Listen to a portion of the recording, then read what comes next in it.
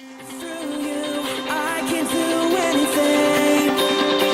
I can do all things. 'Cause it's you who gives me strength. Nothing is impossible. Through you, blind eyes are open. Strongholds are broken. I am living by faith. Nothing is impossible.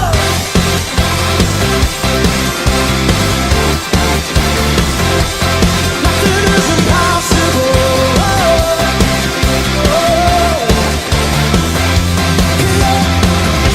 I'm not gonna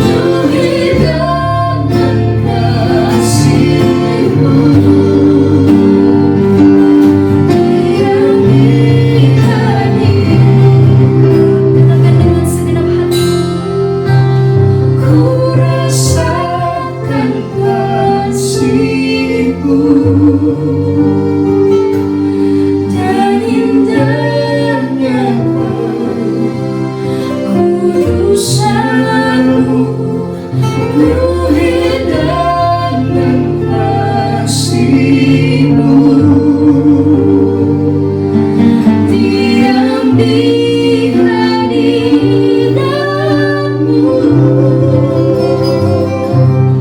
ku mengangkat tanganku dan ku bersyukur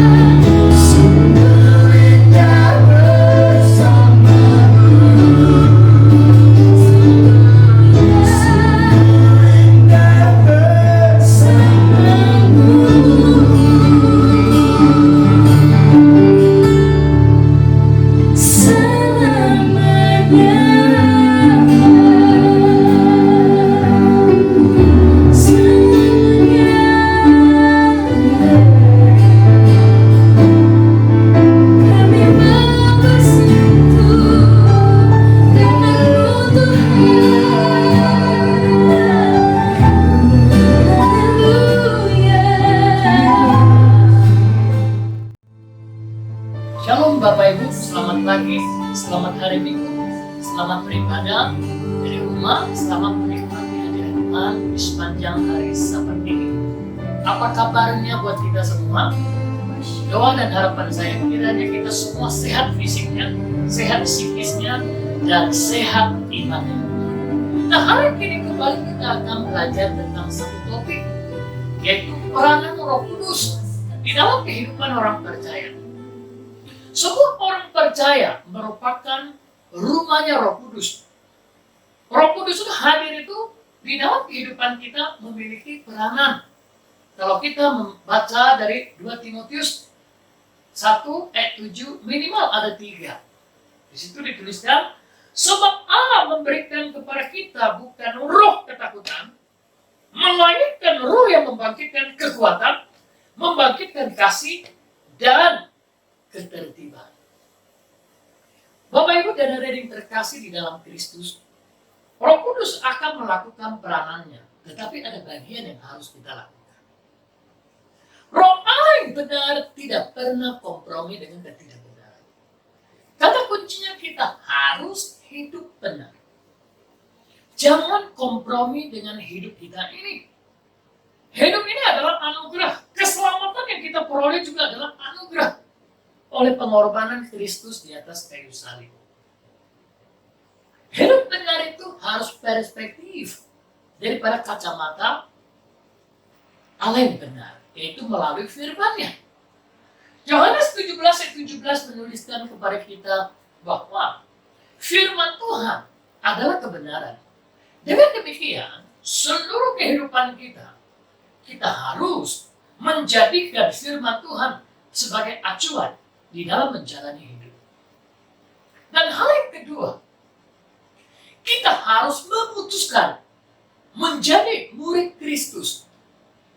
Untuk menjadi murid Kristus itu kita harus menyerahkan seluruh kehidupan kita penuh. Roma 12 menuliskan kepada kita bahwa ketika kita menyerahkan seluruh kehidupan kita sebagai persembahan yang hidup, yang kudus, dan yang berkenan, agar kita memiliki kemampuan alat sensor, perkataan perbuatan kita bisa mencerminkan sang kebenaran itu. Bagaimana caranya supaya kompetensi hidup benar sesuai dengan Allah yang inginkan?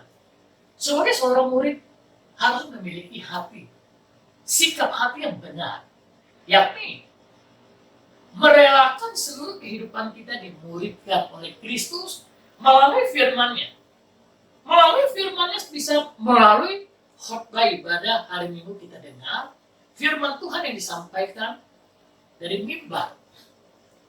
Bisa juga melalui daripada ibadah kelompok kecil FA. Dan bisa juga melalui penelaan Alkitab atau pembacaan Alkitab, literatur secara teratur. Ketika kita membaca firman Tuhan, kita harus memiliki sikap hati yang benar. 2 Timotius 3:16 menuliskan kepada kita bahwa semua firman Allah, kejadian sampai Wahyu, diilhamkan oleh Roh Kudus, pertama mengajar, kedua menyatakan kesalahan, ketiga memperbaiki kelakuan, dan keempat mendidik orang hidup benar. Sebagai seorang murid yang baik adalah ketika mendengar, membaca dan mendengar firman Tuhan, kita harus menalarnya, mengamini, dan melakukan sesuai dengan yang tertulis.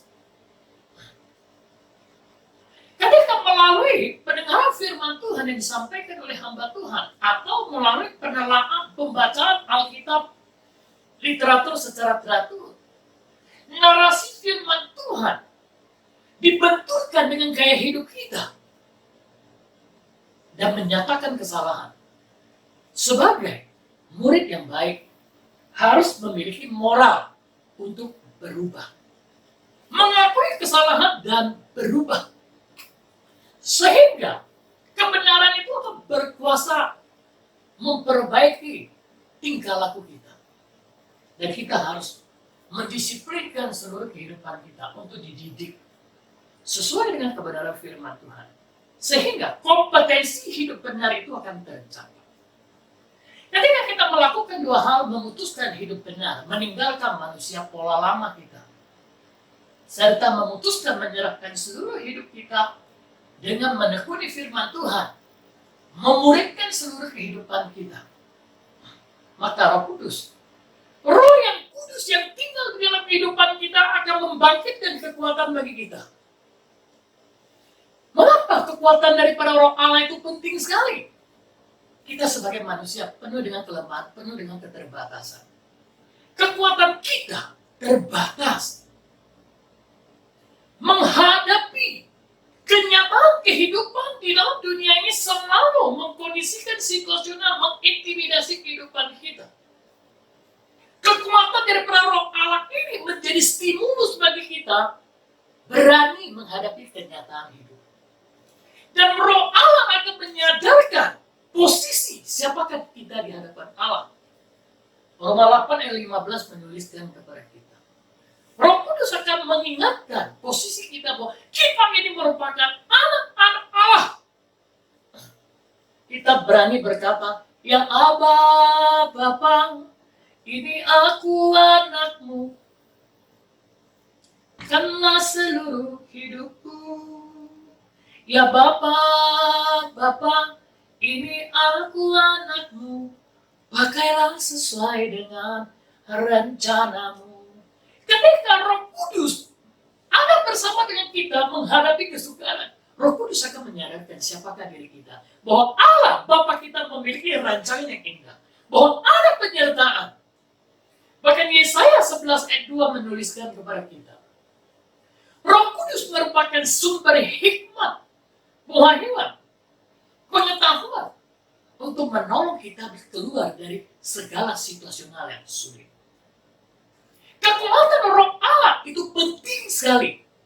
1 Korintus 10 ayat 13 menuliskan kepada kita bahwa seluruh pencobaan, seluruh masa sukar, masa sulit yang diizinkan terjadi di dalam kehidupan kita tidak pernah melampaui kapasitas kekuatan kita. Karena ada Roh Allah yang tinggal di dalam diri kita lebih besar daripada roh yang ada di dunia ini. Sehingga kita mampu menghadapi kenyataan hidup yang sukar dan sulit. Kita akan keluar bersama dengan Roh Kudus, memenangkan satu permasalahan pada permasalahan yang lainnya. Kedua, peranan Roh Kudus itu akan membangkitkan kasih. Roh Kudus ini hadir di dalam kehidupan kita. Galatia 5 menuliskan kepada kita.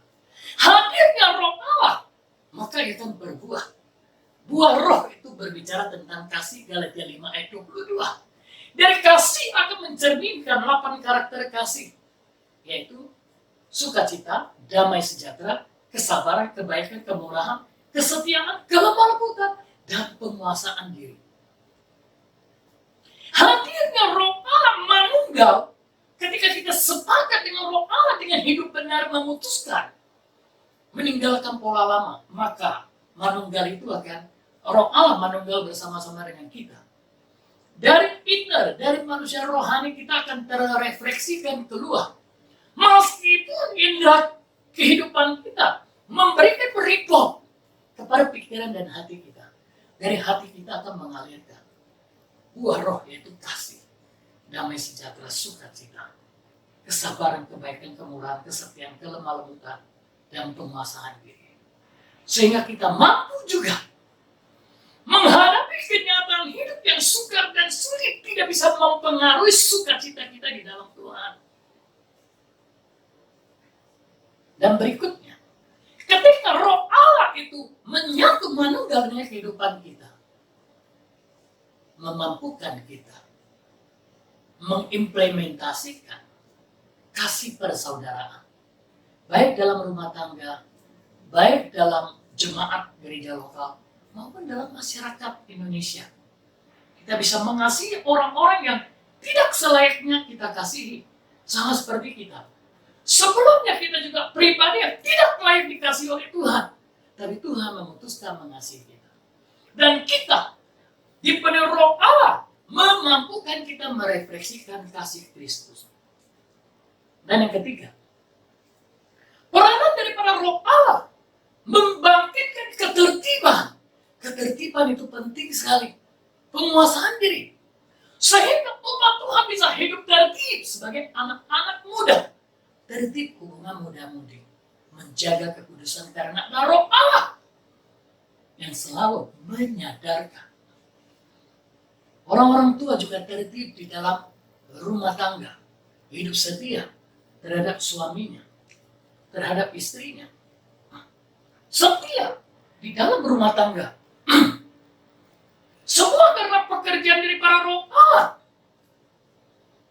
Tanpa ketertiban, tanpa penguasaan diri, maka kita tidak akan mampu merefleksikan Kristus yang menghidupi seluruh kehidupan kita. Bapak Ibu dan saudara yang terkasih di dalam Kristus, kesimpulannya, peranan roh Allah di dalam kehidupan orang percaya ada bagian yang harus kita lakukan. Kita harus memutuskan untuk hidup benar. Keluar dari para kompromi kehidupan masa lalu manusia lama kita. Mulai menyerahkan seluruh hidup kita kepada Tuhan menjadi muridnya Kristus. Dengan mendengarkan firman Tuhan. Membaca firman Tuhan, literatur secara teratur. Membiarkan firman Tuhan itu hadir mengajar. Menyatakan kesalahan dan kita berubah. Sehingga firman Tuhan itu berkuasa memperbaiki tingkah laku kehidupan kita. Dan firman Tuhan itu akan mendidik kita hidup benar. Ketika kita sepakat dengan sang kebenaran, memutuskan untuk hidup benar, menyatu dengan sang kebenaran, itu Roh Allah yang benar. Maka Roh Allah akan memberikan kekuatan bagi kita. Kekuatan merupakan stimulus, membangkitkan keberanian bagi kita menghadapi kenyataan hidup yang sukar dan sulit. Manakala yang Roh Allah kesulitan tidak bisa mempengaruhi sukacita itu mengalir keluar dari kehidupan kita. Sehingga kita tidak terjebak oleh kesulitan, melihat kesulitan menjadi depresi. Manifestasi dari para Roh Allah itulah yang memampukan kita mengimplementasikan kasih persaudaraan satu dengan yang lain. Dan yang berikutnya, peranan dari para Roh Allah memampukan kita hidup tertib. Sebagai anak-anak muda kita tertib memiliki hubungan muda-mudi. Tertib di dalam memakai keuangan. Sebagai orang tua kita tertib di dalam rumah tangga. Tertib di dalam pekerjaan. Tertib di dalam melayani.